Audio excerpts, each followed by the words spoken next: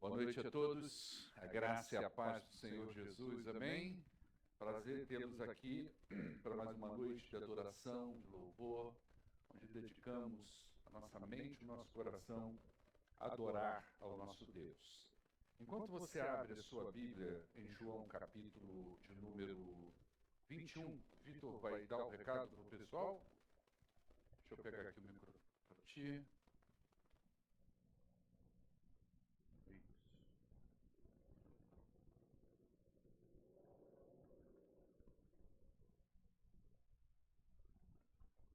Boa noite, irmãos, tudo bem?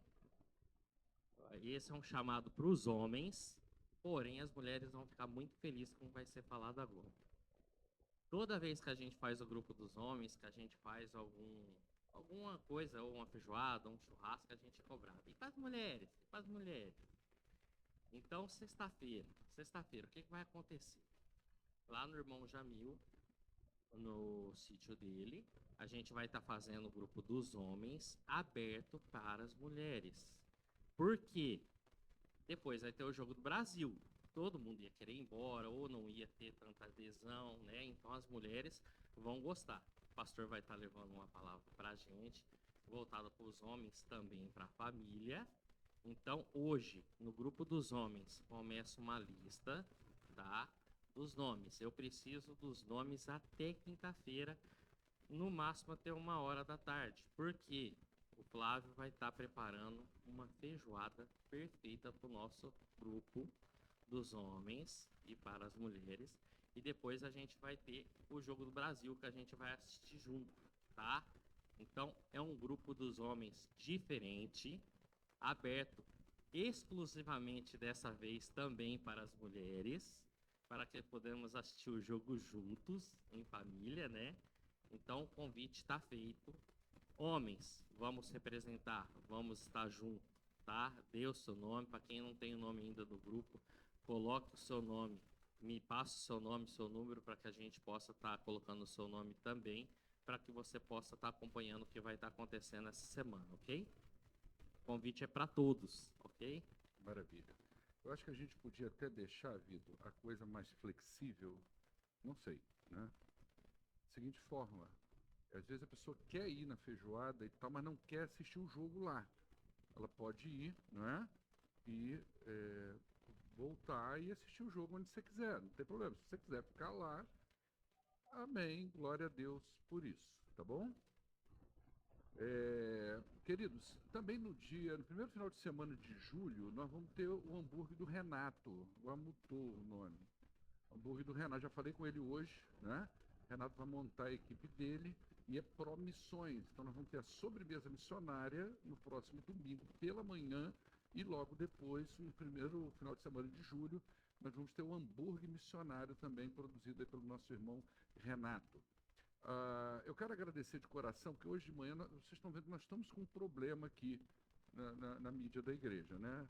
E hoje alguns irmãos prontamente, logo depois do culto, armaram o andaime, o Alexandre, o Wesley, e não sei se tinha mais gente envolvida. Quem?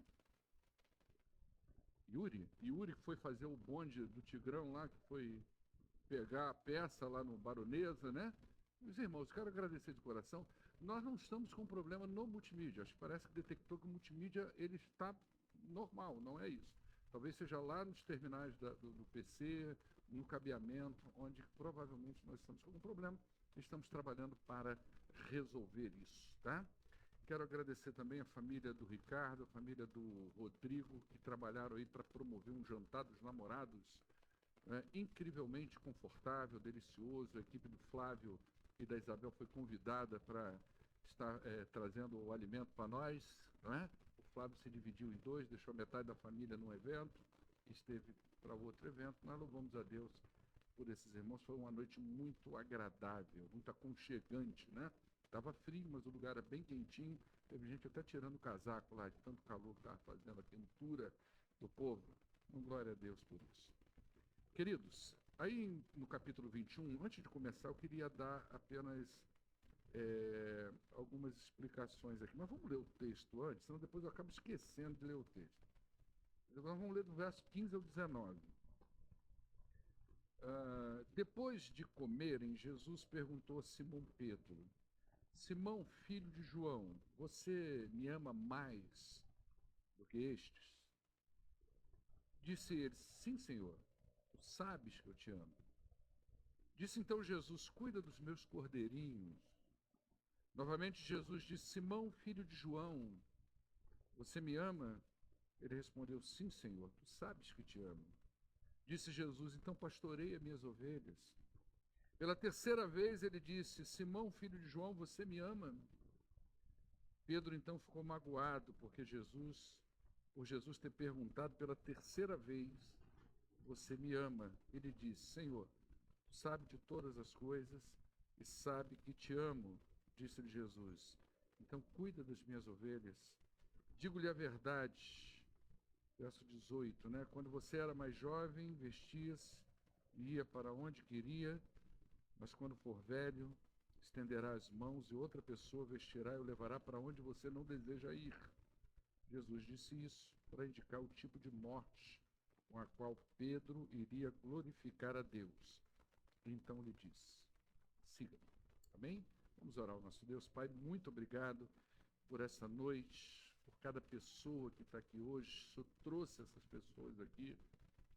Então importa que eles ouçam essa palavra, importa que essa palavra encontre um lugar especial em seus corações e opere aquilo que o Senhor deseja que seja operado na vida de cada um deles. Abre, ó Pai, as nossas mentes, os nossos corações, desbloqueia, ó Deus, os canais de comunicação que existem em nós, a nossa sensibilidade espiritual, para que possamos captar o máximo daquilo que o Senhor tem para nós hoje. Em nome do poderoso Jesus é que nós oramos. Amém. Queridos, tradicionalmente, o ideal era que eu pregasse sobre missões estaduais, porque hoje é a abertura de missões estaduais.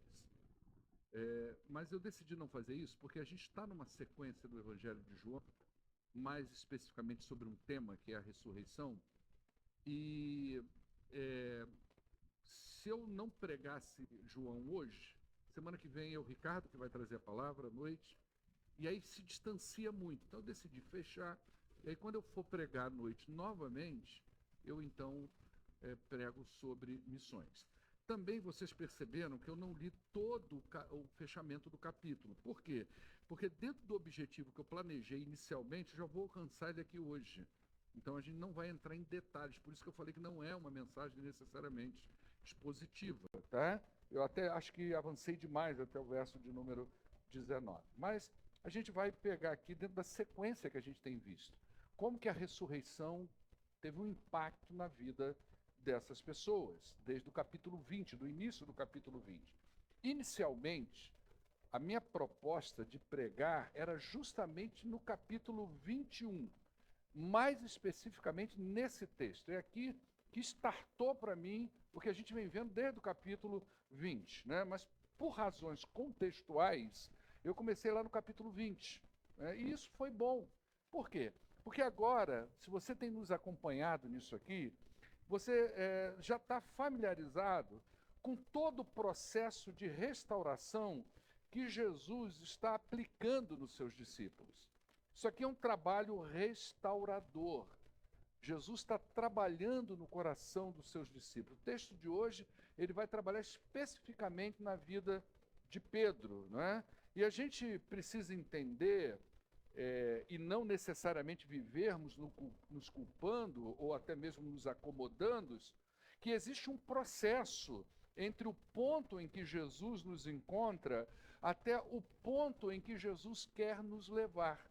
Você precisa entender que o dia que você abriu o coração para Jesus e creu em Cristo como seu único e eterno Salvador, ali não foi o ponto final da sua história com Deus. Não é ali que termina, não é ali que acaba a sua história. Pelo contrário, existe um momento em que Jesus nos encontra, existe um ponto em que Jesus nos encontra, até o lugar em que ele nos pretende levar. Desse ponto A até esse ponto B, existe um processo. Então, a vida cristã, existem duas coisinhas que nós precisamos tratar durante a nossa vida cristã, que uma delas é a culpa. Nós passamos durante esse processo nos culpando o tempo todo, porque nós não atingimos aquele ideal de Jesus para nós. O nosso coração arde por fazer algumas coisas e parece que a gente não consegue fazer, ou por ser, ou decisões que nós precisamos tomar com Cristo, e às vezes a gente não toma. E a pessoa pode, durante todo esse processo de vida com Cristo, passar mais se culpando do que se alegrando por andar com Jesus. E o outro é o comodismo, baseado nessa ideia de que Cristo é restaurador e gracioso. Às vezes também a gente se acomoda no ponto A ou no meio do processo e não avança para onde Jesus de fato quer nos levar. A vida cristã, ela é desenvolvida dentro desse processo dinâmico de altos e baixos. Um dia nós estamos cheios de fé. Um dia nós estamos muito motivados a fazer aquilo que Jesus colocou no nosso coração. A gente está cheio de fé, a gente crê, a gente quer servir ao Senhor, a gente está cheio de ideias, cheio de conceitos bons espirituais. A gente tem plena certeza do chamado de Deus, a gente sabe exatamente o que devemos fazer, a gente sabe exatamente o que Jesus quer que façamos, mas logo depois de alguns dias, de algumas semanas ou de alguns meses, a gente já não tem tanta certeza assim daquilo que nós devemos fazer, ou do que Deus está colocando no nosso coração. O desânimo bate, o esfriamento chega de mansinho na vida da gente e vai roubando toda a nossa motivação. E quando a gente percebe, aquele entusiasmo se foi e com ele muitas das nossas certezas sobre a vida espiritual e sobre Jesus, ele vai saindo, indo embora da vida da gente. Então a vida da gente às vezes parece essa montanha russa, né? O lado bom dessa história é que Cristo nos compreende e nos trata. Ele sabe que nós vivemos esses altos e baixos. Ele sabe que nós vivemos essa, vamos dizer assim, essa montanha russa de motivação e desânimo, de certezas e dúvidas, de momentos que nós sabemos exatamente o que devemos fazer, mas logo ali na esquina, toda essa certeza se esvai. Ele nos compreende. O lado bom é que Jesus sabe exatamente como nós funcionamos. Ele sabia como Pedro funcionava, como Tiago funcionava, como João funcionava, e a cada um Jesus tratou de um jeito. Às vezes coletivamente, como ele nos trata até hoje, às vezes ele trata a sua igreja de uma forma coletiva, e às vezes trata cada pessoa desta igreja de forma individual. Então ele sabe como nós funcionamos e com a sua tenra mão pastoral, ele nos conduz a verdes pastos. Com a sua destreza, com a sua habilidade pastoral, Jesus estende a mão ao pecador, que um dia foi encontrado por ele, que um dia estava cheio de certezas sobre o que fazer e agora já não tem mais tanta. E ele vai conduzindo essa ovelha que é dele a verdes pastos, com uma habilidade. Ele nos pega pelas mãos e ele nos reconduz ao caminho que ele mesmo propôs para nós, quando ele nos chamou das trevas para a sua maravilhosa luz. Nós, como ovelhas, nós somos assim, nós nos perdemos às vezes nesse caminho. Eu já preguei aqui uma série de mensagens no Salmo 23, e mostrei algumas dessas mensagens ali no Salmo 23, como que é o funcionamento de uma ovelha. Ovelha é um animal tosco, ovelha é um animal indefeso, ovelha é um animal que não sabe lidar com ela mesma, ela precisa de um pastoreio, não é? Então, Jesus pega a sua ovelha que um dia estava cheia de certezas, um dia que estava dizendo que estava, olha, eu sou capaz de dar minha vida pelo Senhor, e Jesus pega essa ovelha que um dia chamou das trevas para a sua maravilhosa luz e começa a reconduzi-la. Ele caminha conosco através dos nossos dramas, Jesus caminha conosco através das nossas dúvidas. Ele nos conduz nos momentos de tribulação, ele nos redireciona nos momentos de dúvidas. É isso que ele está fazendo aqui. Como um bom pastor que dá vida pelas suas ovelhas, ele nos pega em seus braços e trata das nossas feridas. É assim que ele faz. Não para que a gente fique no mesmo lugar, não para que a gente continue sendo como somos, mas para nos trabalhar e nos colocar no caminho dele, para cumprirmos a vontade dele.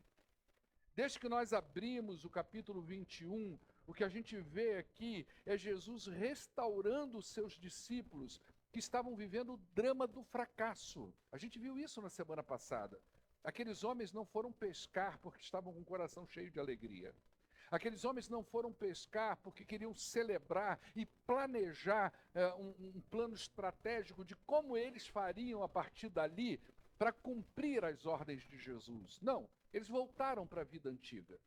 Ali era a pescaria do fracasso, a pescaria do luto. Nós voltamos exatamente para o lugar onde nós fomos chamados. Aquele lugar ali em que Jesus os encontra aqui agora, é muito pertinho daquele lugar onde Jesus os encontrou da primeira vez e que chamou essas pessoas para o ministério. Então, desde que a gente abre aqui o capítulo 21, a gente vê Jesus restaurando seus discípulos que estavam vivendo esse drama do fracasso. Os 3 anos de ministério com Jesus, os encontros com Jesus ressurreto, que a gente vem vendo desde o capítulo 20, nem mesmo o sopro do Espírito dado por Jesus parece ter sido suficiente para motivar esses discípulos a seguirem diante, para irem para frente. Mas Jesus não desiste deles. Eu não vejo Jesus nos evangelhos insistindo para que pessoas fiquem ao seu lado. Jesus não faz isso. Eu vejo ele chamando e cuidando aqueles que ouvem o seu chamado e decidem andar ao seu lado. É assim que ele trabalha. Mas você nunca vê Jesus insistindo para que as pessoas fiquem. Pelo contrário, no capítulo 6 deste evangelho, eu vejo Jesus dando aos seus discípulos, estou usando aqui um termo muito agradável, a escolha até de deixá-lo. Jesus fez isso com eles no capítulo 6, lá pelo verso 60, 66, alguma coisa assim. Então, esses homens aqui, eles estavam aqui desmotivados, mas eles eram discípulos de Jesus. E de primeira, como nós vimos na semana passada, Jesus tratou eles coletivamente. Mas agora, ele vai tratar individualmente a Pedro. Pedro sempre foi um discípulo de destaque nos evangelhos. A razão disso, a gente não sabe. Afinal de contas, se a gente for analisar a vida de Pedro, parece que ele é a pessoa menos ideal para ocupar essa posição. Mas Jesus, de alguma forma, por razões que a gente desconhece, trata ele individualmente, trata ele de uma maneira muito especial, mesmo depois de Pedro ter negado ele 3 vezes, mesmo depois de Pedro, no momento mais difícil da vida de Jesus, seguir ele de longe. Por muito pouco, e mesmo sendo avisado, negá-lo. Mas mesmo assim, Jesus deu um destaque à vida dele por razões que nós não sabemos, não é? Talvez Deus veja nas pessoas, e certamente isso acontece, aquilo que a gente não vê. Às vezes nós não entendemos porque Deus trata determinadas pessoas de determinadas formas. Quando o profeta Samuel foi designado por Deus para ir à casa de Jessé para ungir um rei, Jessé pegou os seus filhos que mais se encaixavam na posição. Aliás, eu estou vendo na Netflix o filme, o desenho animado do Davi. Você já viu lá, não? Tem um desenho animado lá na Netflix do Davi. Só que filme para mim hoje, irmãos, é como uma série. Eu vejo o mesmo filme em várias partes. 10 minutos dormiu, aí no dia seguinte mais 10 dormiu. Então agora eu estou com ele na caverna de Adulão. E o pessoal chegando para... Inclusive chega um cara que ele vê o sapato do cara, o cara roubou dele e tal, entendeu? Desse jeito assim. Mas Deus trata. Né? Então quando Deus vai chamar o rei, Jessé coloca os seus filhos que mais se encaixam com aquilo. Mas nenhum deles é o que Deus está procurando. E ele pergunta, tem mais um? Não, tem um mirradinho lá, cuidando de ovelha, lá sardento e tal. E chama ele lá então para dar uma olhada nele. Quando o menino vem, ele fala, é esse, não é? E Samuel diz aquela clássica frase que até hoje ecoa para nós. Deus não vê o exterior, mas Deus vê o coração das pessoas. Então, por alguma razão, ele viu em Pedro e dá esse destaque, né? Deus, ele trabalha nas nossas imperfeições. Deus é glorificado em nossas imperfeições. Não no sentido que o nosso pecado glorifica a Deus, mas que a nossa fraqueza, ela exalta o poder de Deus. Então, Jesus vai tratar de Pedro especificamente agora. Mas esse tratamento se estende para nós até hoje, por uma razão muito simples. Nós nos identificamos com Pedro em muitas das suas atitudes. Vamos pensar um pouco sobre a montanha-russa que foi a vida desse homem. Vê se você se identifica com ele. Um dia ele foi chamado aqui, num lugar pertinho desse aqui. Ele estava pescando, ele estava trabalhando. Jesus foi lá e chamou ele. Mas o chamado de Jesus não é só para a salvação. O chamado de Jesus é para o serviço. Então ele também foi chamado para o ministério. Jesus disse para ele, olha, a partir de hoje você será pescador de homens. Olha que coisa linda, maravilhosa. Nosso peito se enche de emoção e nós ficamos vislumbrados quando nós entendemos que somos chamados por Jesus. Mas logo adiante, ele está num barco no meio do mar e Jesus aparece de uma forma realmente divina. E ele olha Jesus andando sobre as águas, como ele é muito, ele faz antes de pensar, ele pede, eu quero ir também, eu quero fazer isso que você está fazendo. E Jesus diz, vem, vem, e ele foi. E realmente ele andou sobre as águas, até o momento que ele olhou para um lado, olhou para o outro, viu que a água estava muito agitada e vacilou na fé. Ele tinha acabado de ser chamado. Depois, ele reafirma suas convicções de seguir a Jesus no Evangelho de João, capítulo 6. Lá no verso 66 a 69, que foi aquela história que eu narrei, que quando Jesus diz assim, olha, vocês também querem ir embora? Pedro diz, para onde nós iremos? Só tu tens a palavra da vida eterna. Ele reafirma suas convicções e os seus chamados. Lá em Mateus capítulo 16, ele faz uma das confissões mais extraordinárias que nós temos. Mas logo na frente, quando ele diz, na confissão que ele diz, tu és Jesus, o Filho de Deus, tu és o Cristo, e Jesus chega para ele e diz assim, Pedro, essa palavra não é humana, ninguém, isso é coisa do Espírito, Pedro, tu é o cara. Logo na mesma conversa, no mesmo ambiente, Jesus diz para ele, afasta-te de mim, Satanás, porque ele estava interpretando a vida de Jesus muito humanamente, tentando privar Jesus de ir caminhar até a cruz. Olha como a vida do cara é de, ora estou lá em cima com Jesus, estou sendo colado no teto, de repente estou cá embaixo. Estou negando, estou falando coisas esquisitas sobre Jesus. Depois lá no lava-pés, ele tem aquela indecisão, não sei se deixa lavar, se lava, não lava, lava, não lava. Tem hora que vai dizer, lava tudo logo. Não sabe bem o que está fazendo. Aí Jesus leva ele para um negócio bacana. Vamos comigo no Getsemane. Eu quero levar você para entender o meu ministério, entender a minha missão, entender a minha obra. E Jesus está lá numa guerra espiritual, orando e lacrimejando gotas de sono. E onde é que estava Pedro? No mó bode. E Jesus volta e diz, cara, fica esperto, ora aí, cara, só um pouquinho. Espera aí que eu vou lá. E aí... E dorme. Eu já tive algumas experiências aqui em semana de oração. E a semana de oração aqui na igreja funcionava da seguinte forma, antigamente. Né? O sujeito que estava responsável, ele vinha aqui para a igreja e estava o povo todo aqui. E ele dava o start aqui e cada um ia orando. Não é como hoje que o líder pega aqui, não sei, Fausto se lembra disso, né? E ia orando até que terminava no cara. E eu tive duas situações que orou todo mundo e o cara não fechava, Maurício. O cara estava no maior bode aqui no banco. Duas situações. O cara estava. Teve um que. Amém! Aí pegou no tranco. Então tem hora que é isso, Jesus está na maior batalha espiritual, a igreja está na maior batalha espiritual, e você está dormindo nos seus problemas.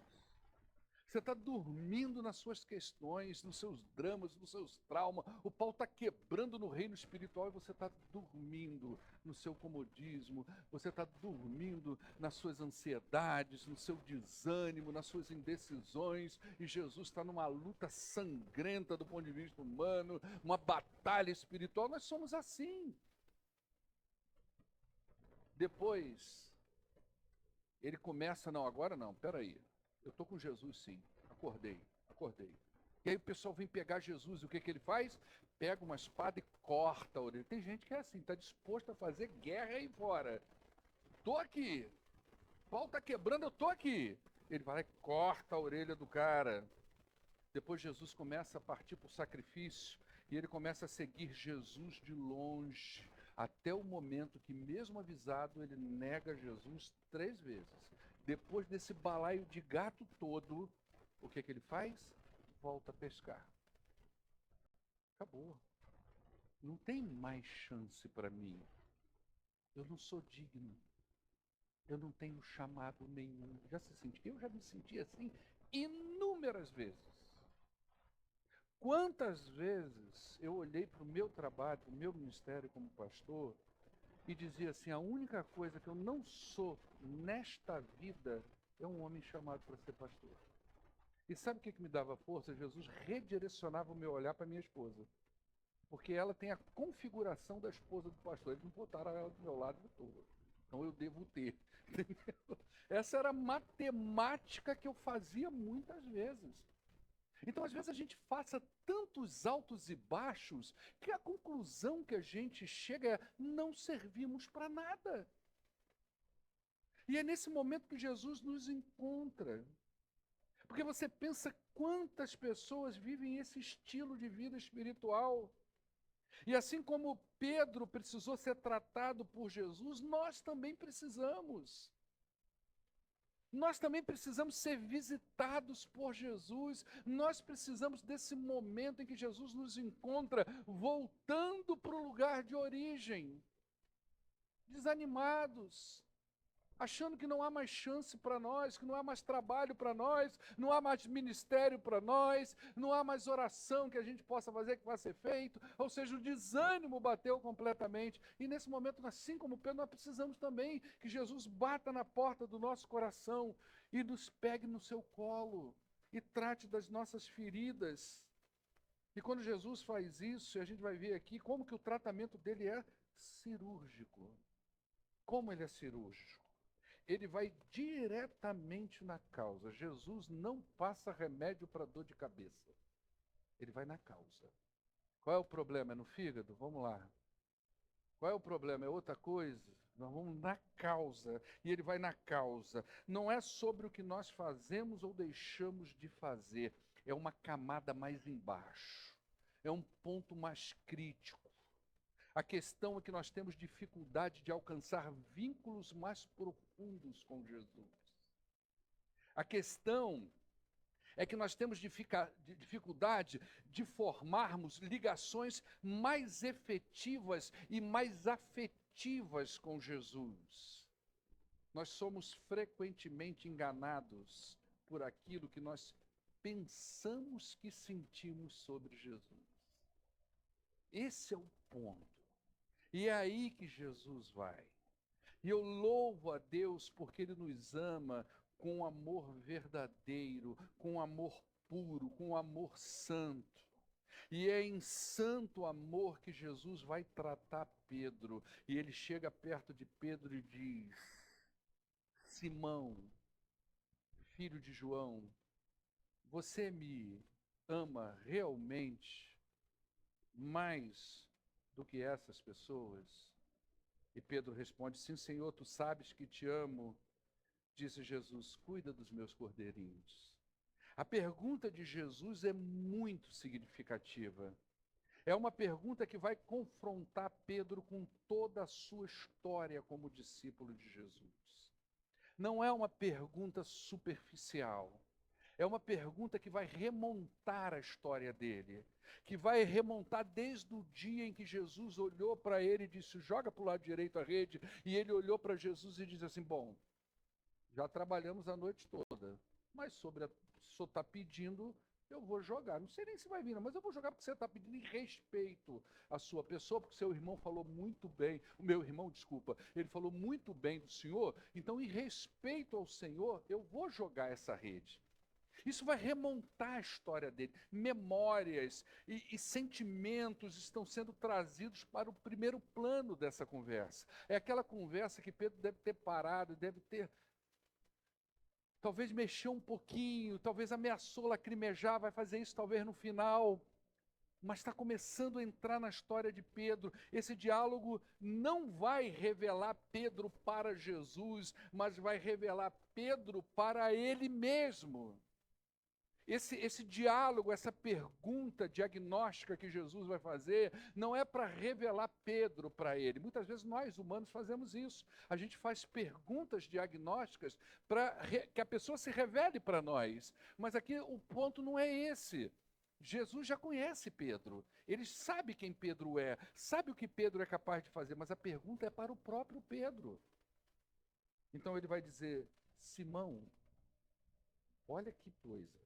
Quem está escrevendo o Evangelho colocou lá, né? Depois de comerem, Jesus perguntou a Simão e acrescentou Pedro. Mas a pergunta de Jesus não tem a palavra Pedro, tem só Simão. É o nome original dele. Ele é o filho de João. É aquela identidade pura do sujeito. Foi assim que Jesus o chamou pela primeira vez. Jesus não disse pela primeira vez, Pedro, a partir de hoje você será, Simão, segue-me. Jesus foi lá nas origens. Foi assim que Jesus chamou ele, quando convocou ele para ser pescador de homens. Então Jesus chama ele pelo nome, com uma sensibilidade divina. Jesus chama Pedro para voltar ao começo. É como se Jesus estivesse falando, Pedro, vamos começar tudo de novo. Tudo de novo. Vamos começar do início. Deixa eu te fazer uma pergunta. Você se lembra o dia em que Jesus te chamou pelo nome? O dia da conversão? Ou te chamou para o ministério na igreja dele? Mas você esqueceu disso, você não vive mais isso. A sua vida na igreja é aquela vida de altos e baixos, vindas e indas. É como se ele estivesse hoje dizendo assim, fulano, e estivesse te convidando a ir de novo lá naquela data. De novo, olhando para esse texto, eu lembrei exatamente o dia que pela primeira vez alguém bateu nas minhas costas e disse assim, talvez o Senhor esteja te chamando para o ministério. E eu disse para a pessoa, eu? Acho que está enganado. É como se Jesus estivesse me pegando pela mão e dizendo, vamos voltar a mais de 20 anos atrás, há quase 25, 26 anos atrás, o dia em que eu te chamei pela primeira vez pelo teu nome. Quando você dava aula numa classe de escola bíblica dominical, ou quando você entrou na porta da igreja pela primeira vez, ou quando um dia você teve a oportunidade de orar em público, e ali você sentiu no coração que eu estava chamando você para alguma coisa. Jesus está levando ele ao início de tudo. Jesus está conduzindo ele de uma forma muito poderosa. Às vezes nós precisamos revisitar esses dias. Às vezes nós precisamos pedir ao Senhor para nos pegar pelas mãos e nos levar de volta ao início de tudo e começar tudo novamente. É o que ele está fazendo com Pedro. Vamos começar de novo. Vamos começar do início, ressignificar cada passo da nossa caminhada de vida espiritual, principalmente o que significa amar a Jesus. É uma ressignificação do próprio conceito de se amar a Jesus. E é isso que ele vai fazer com Simão. Então, depois de ele chamar e tocar no fundo da alma dele, dizendo, olha, vamos voltar, Simão. Não é Pedro, é Simão, é você. Filho de João. Ele diz, tu me amas? O que você sente por mim, Simão? O que tem aí no seu coração? Você sente por mim, Simão, algo parecido com o que eu sinto por você? O que você tem aí para me dar do ponto de vista do que é o amor? Simão, você seria capaz de se sacrificar por mim como eu fiz por você? Você teria condições de sair da sua zona de conforto?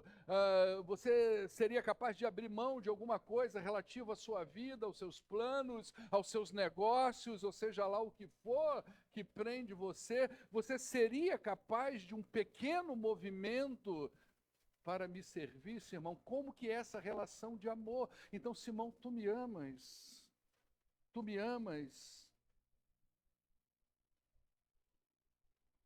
Quando perguntaram para Jesus qual era o maior dos mandamentos, Jesus respondeu assim: amarás o teu Deus de todo o coração, de toda a tua alma e com todo o teu entendimento.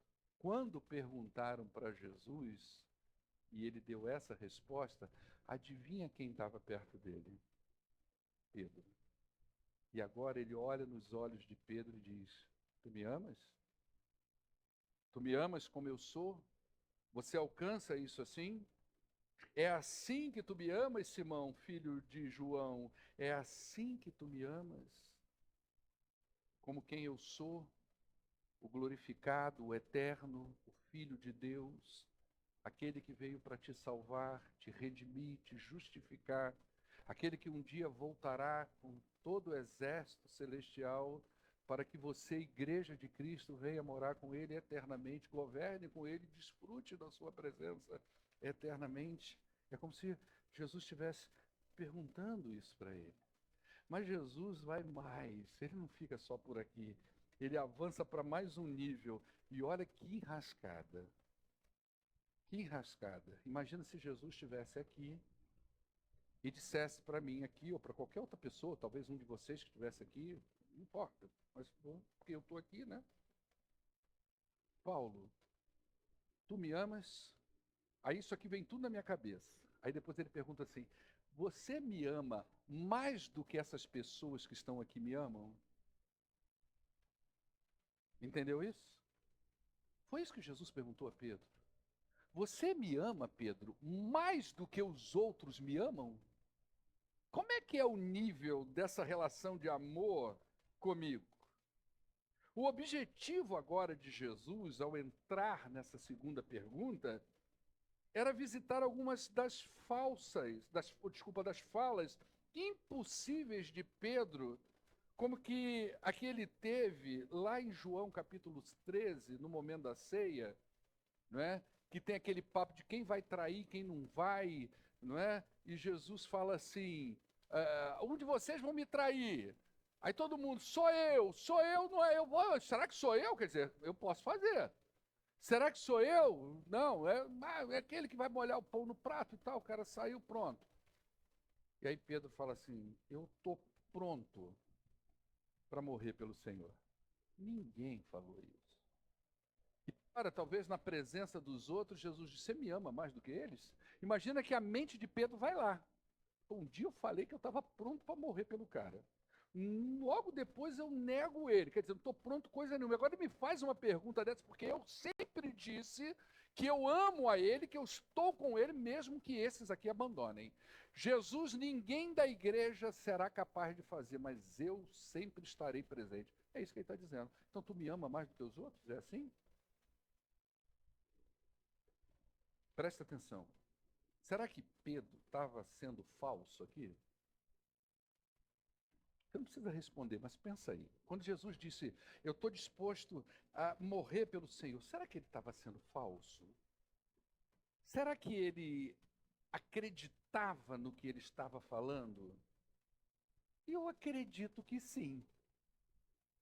Eu acredito que ele acreditava no que ele estava falando. Eu acredito que ele não estava sendo falso. Ele talvez não soubesse a dimensão disso. Eu creio que as intenções de Pedro eram verdadeiras.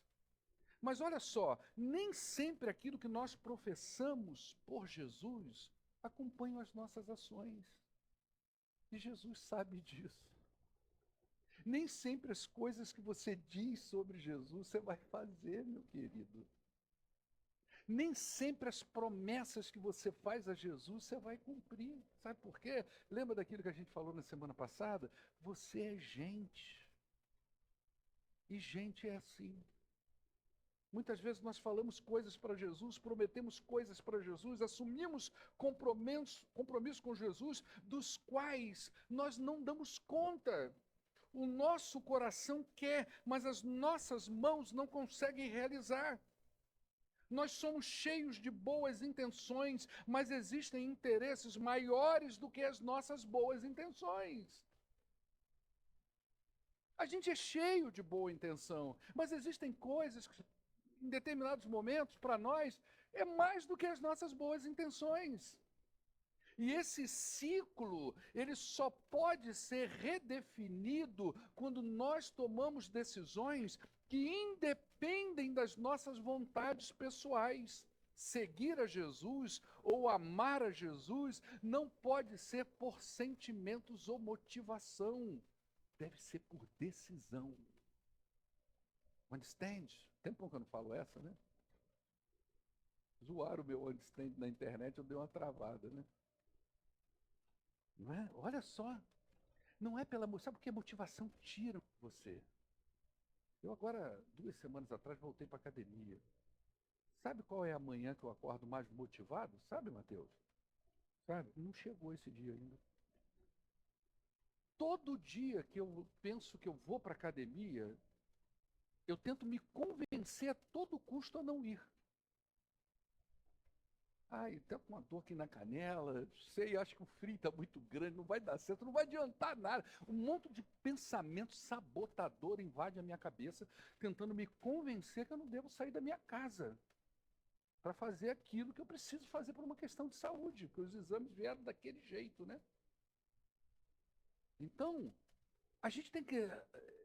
O amor por Jesus é uma decisão, porque motivação, ela é roubada muito rápido de nós. Então esse ciclo, ele é redefinido quando há decisão da nossa vida. Ao lidar com essa pergunta, Pedro começou a ser mais sincero consigo mesmo e com Jesus. Ele diz: tu sabes que eu te amo. O Senhor sabe que o meu amor por ti não se compara ao teu por mim. O tom ali da conversa é mais ou menos esse. O Senhor sabe que me amas. O Senhor sabe que por mais que eu fale que eu sou o tal, que eu não passo de um pecador, desculpa, por mais que eu fale que eu sou o tal, eu não passo de um pecador que ama mais a si mesmo do que ao Senhor. É isso que Pedro está começando a direcionar ali. O que Jesus faz com essa resposta? Ele critica Pedro? Ele recusa Pedro? Ele dispensa Pedro? Não. Ele reconvoca. Então, é como se Pedro, ele estivesse dizendo para Pedro: Pedro, tem um lugar para você. Vamos aperfeiçoar esse amor que você tem por mim. E Jesus, então, faz um desafio para ele: apacenta os meus cordeirinhos. Jesus não pede que ele cumpra os mandamentos, que ele seja mais religioso, que ele ore mais, que ele leia mais a Bíblia. Jesus somente pede a Pedro para voltar ao seu chamado original e fazer o que ele está pedindo. Lembra do que Deus falou através da boca do profeta Samuel, lá em 1 Samuel capítulo 15, verso 22, obedecer é melhor do que sacrificar. Obedecer é melhor do que cortar a orelha das pessoas. Obedecer é melhor do que você fazer longas caminhadas por Jesus. Obedecer é melhor do que você ficar dizendo que morreria por Jesus. Obedecer é melhor do que sacrificar. Foi isso que Samuel disse. Deus disse pela boca de Samuel ao seu povo de Israel, aqui especificamente ao rei Saul. Então, ele pede que Pedro cuide de pessoas. Cordeiros são fracos, imaturos. A igreja é o lugar onde nós nos fortalecemos juntos. Todos nós temos a tarefa de cuidarmos uns dos outros. Assim, a gente cumpre a ordem de Jesus. Jesus continua o diálogo, tem mais coisa que Pedro precisa entender sobre si mesmo. Ele diz: Simão, filho de João, você realmente me ama? Sim, Senhor, tu sabes que te amo, disse Jesus. Então pastorei as minhas ovelhas. Já mudou de cordeiro para ovelha aqui, né? Pergunta é a mesma, a resposta também. O texto aqui, deixa eu dar uma explicação muito rápida aqui, um quadradinho, tá? Você vai encontrar na literatura, e não só na literatura, mas também em pregadores renomados da atualidade, assim como comentaristas um pouco, né, não da agora, mas né, que aqui usa-se duas palavras. Quando Jesus pergunta, eu te amo, é o agapel, derivado do ágape, o amor ágape, que é aquele amor sacrificial, que é o amor de Jesus por nós. E quando Pedro responde, e de fato o texto original é assim, tá?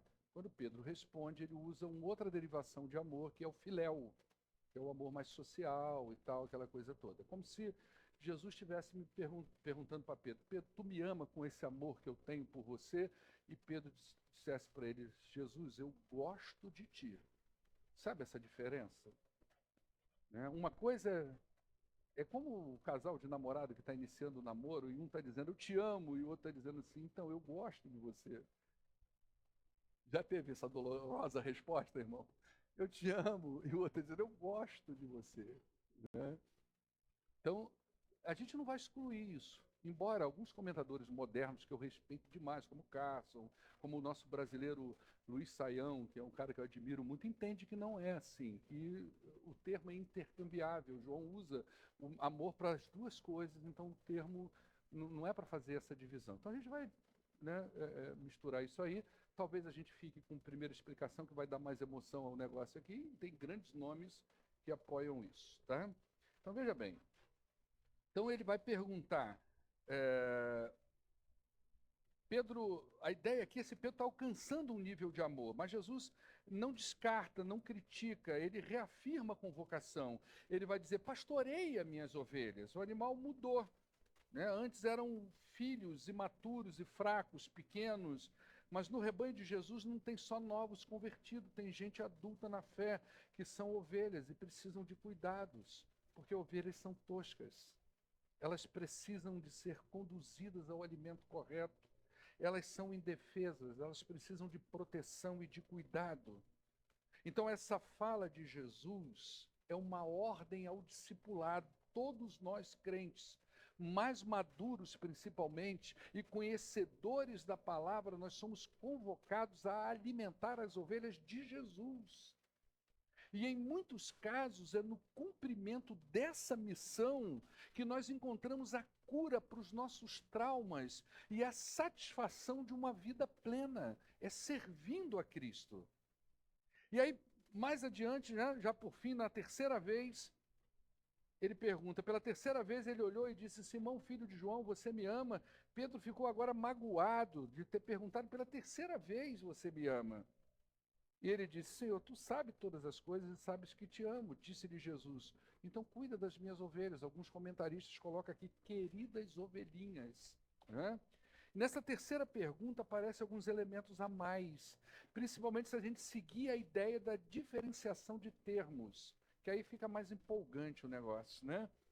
Nas duas primeiras perguntas, os termos eram diferentes. Né? Jesus pergunta, tu me amas? Pedro respondia, tu sabes que eu gosto de ti. Agora, Jesus entra no amor de Pedro. Então, quando Jesus pergunta, tu me amas, ele está usando a mesma linguagem de Pedro, a mesma tradução, filéu. Não é mais o HP ou ágape. Né? Ele está entrando no jogo de Pedro. Então, agora Jesus entra no amor de Pedro e diz, Pedro, você gosta então de mim? Você gosta? Posso contar pelo menos com esse amor pingado que você tem, Pedro? E nesse momento Pedro fica magoado. Porque Pedro ali chegou, Jesus agora entrou no dele. Jesus está perguntando, eu estou tentando te levar para um nível de amor que você não tem, então vamos entrar no seu. Então é isso que você sente aí, isso que você tem aí, com isso você pode me amar? Você pode me amar com o que você tem? Pedro agora ficou magoado com Jesus. Talvez tenha pensado em todas as vezes em que disse a Jesus que faria isso ou aquilo, e no fundo não fez nada do que disse. Mas tinha dito, quando Pedro falava que amava Jesus, talvez dissesse, eu te amo com amor sacrificial. E agora Jesus está dizendo para ele, pelo menos com isso aí que você tem, dá para a gente caminhar junto? Essa é a hora do quebrantamento. Pedro viveu a mesma experiência do rei Davi. E ambos responderam à cura de Deus diferente do rei Saul. Davi também, quando chegou à conclusão que o profeta disse para ele, é tu, ele quebrou. Quando Jesus falou, tu me ama, então com esse Pedro quebrou. Agora, quando ele falou com Saul, Saul deu de sonso. E continuou aquela vidinha de rei sonso, mesmo dizendo que amava a Deus.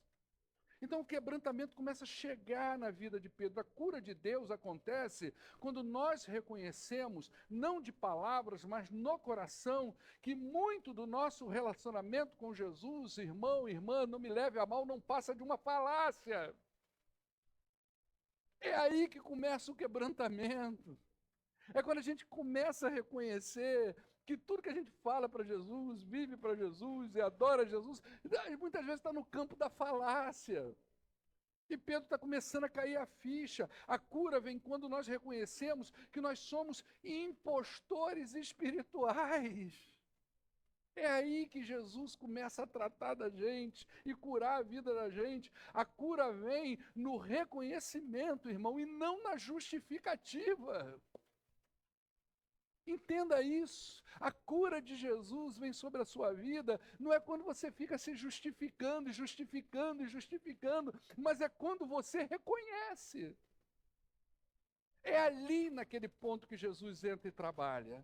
A gente falha em amar, a gente falha em perdoar, a gente falha em desenvolver em devolver ao Senhor o que pertence a Ele, a gente falha em servir, a gente falha em evangelizar, a gente falha em discipular a gente falha. E é nessa hora, quando nós reconhecemos isso, é que Jesus começa a tratar da gente, entende a gente e pergunta para nós, olha, alguma coisa você sente por mim? Porque senão você não vinha aqui. Alguma coisa você tem. Será que com isso que você tem a gente pode trabalhar uma coisa grande? Porque eu aceito isso. E com isso que você tem, eu vou fazer uma coisa enorme através da sua vida. A gente jamais vai conseguir, presta atenção, a ajudar alguém ou a sermos o que Jesus gostaríamos que nós fôssemos, se nós não tirarmos primeiramente a trave que está nos nossos olhos. Entende isso? Jesus ensinou assim no Sermão do Monte. Por que você tenta tirar o cisco no olho do teu irmão? Não foi isso que ele falou? Primeiro você precisa fazer o quê? Tirar a trave do teu olho. Presta bem atenção na fala de Jesus. Ele não está dizendo que não tem cisco no olho do outro. Tem cisco lá. Tem. Mas eu não consigo ajudar ninguém, nem a minha esposa, meus filhos, nem as pessoas da igreja, nem qualquer pessoa, se eu não tirar a trave que está nos meus próprios olhos. Por isso que primeiro precisa ter quebrantamento, reconhecimento espiritual. Jamais a gente vai conseguir fazer uma coisa sem fazer em nós primeiro.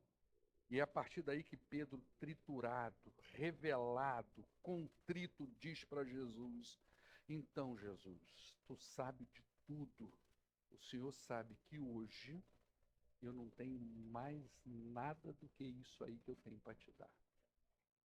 É o que eu tenho. Mas o que eu tenho eu te dou. Agora ele sabe quem ele é. Jesus então responde, tá certo, Pedro. Então cuida das minhas queridas ovelhas, dentre as quais o próprio Pedro era uma. Jesus estava dizendo para Pedro, eu sei que você não pode fazer uma grande obra com o que você tem. Talvez você me ame muito pouco, mas não desista, porque eu posso trabalhar em você e isso se torna real. Detalhe, irmãos, tudo isso aconteceu ao redor de uma fogueira. Quando Pedro negou Jesus 3 vezes, ele estava onde? Ao redor de uma fogueira. E aonde acontece a restauração de Pedro? Ao redor de uma fogueira. Quanta lembrança, quanto sentimento vem aqui, né? Foi um contexto parecido com esse, de fogueira, que Pedro negou Jesus 3 vezes. E Jesus estaria em torno da sua fogueira, dizendo para ele, vem filho, é com o que você tem. Eu vou fazer uma grande obra no mundo. Vamos concluir isso? Porque a hora está avançada e está um silêncio sinistro aqui hoje. Será que o amor de Pedro mudou? Possivelmente não. Será que Pedro alcançou aquele amor que Jesus? Possivelmente não. Mas a postura dele para com Jesus mudou muito, né? No final dessa conversa, Jesus disse assim para Pedro: ó, quando você era mais jovem, você vestia-se e ia para onde queria, mas quando você for velho, você vai estender a sua mão, outra pessoa vai vestir você, vai levar você para onde você não deseja ir.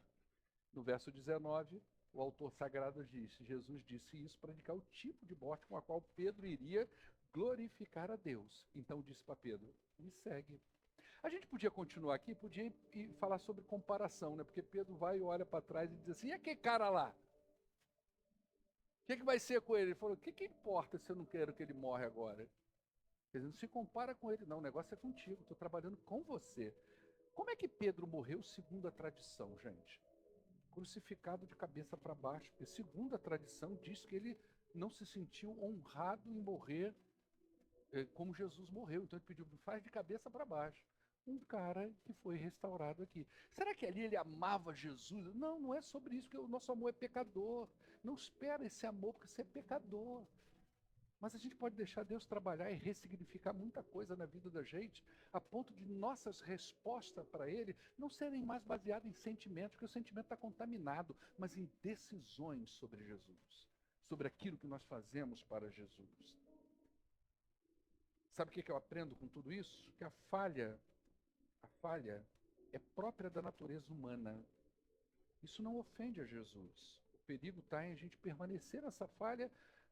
Isso vai roubar minha salvação. Não, não é sobre isso, mas uma vida de tristeza. Imagina, a vida do Evangelho, ela tem alegria mesmo no sofrimento.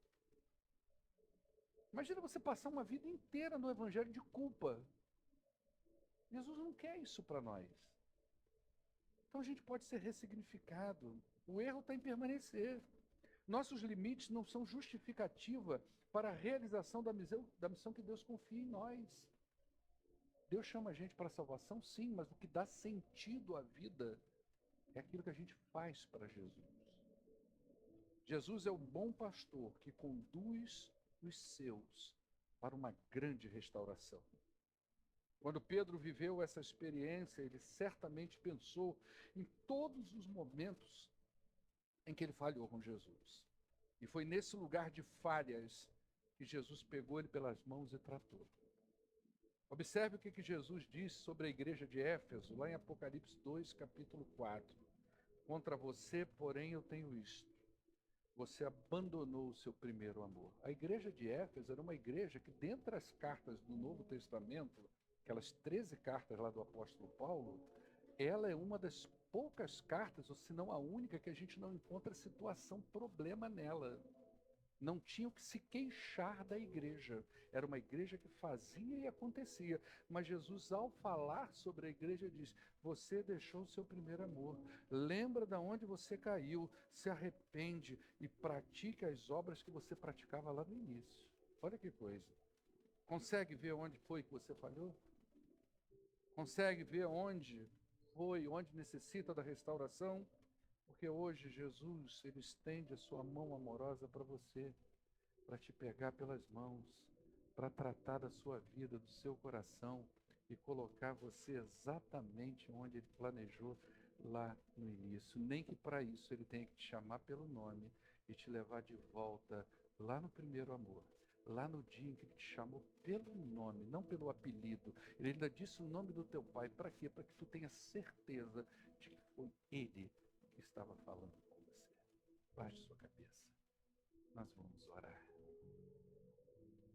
Abre o seu coração para Jesus. Deixa ele trabalhar na sua vida. Deixa ele quebrar, moer sua vida. É momento de cura, é momento de restauração. É momento onde Jesus está levando você lá no início de tudo. Ele está te reconvocando. Talvez você tenha abandonado, voltado às práticas anteriores, desistido. E você vem para a igreja, o coração não está mais nas coisas de Deus, é só aquela vida religiosa. Mas hoje Ele pega você pelas mãos, Ele te leva lá no início e diz: filho, filha, vamos começar tudo de novo, vamos reacender essa chama novamente e vamos caminhar, porque eu tenho grandes coisas para fazer em você e através da sua vida. Vamos orar ao nosso Deus. Pai, em nome de Jesus. O Senhor conhece os corações que estão aqui, Pai. Cada um deles. O Senhor pode visitá-los, porque o Senhor tem liberdade, são teus filhos, são tuas ovelhas, são teus cordeiros, são tuas queridas ovelhas que estão aí, ó Deus. Visita os corações. Quem sabe nós temos pessoas aqui, ó Deus, que o Senhor precisa pegar pelas mãos, ressignificar o pensamento, os sentimentos, as ações. Quem sabe não tem pessoas aqui que o Senhor precisa levar de volta lá no início, caminhar novamente, começar tudo de novo.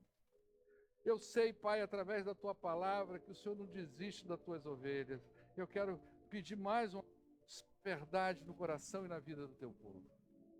Restabelece, ó Deus, pontes com o Senhor. Cura feridas, ó Deus, livra da culpa, aviva corações e levanta o teu povo para a glória do teu nome.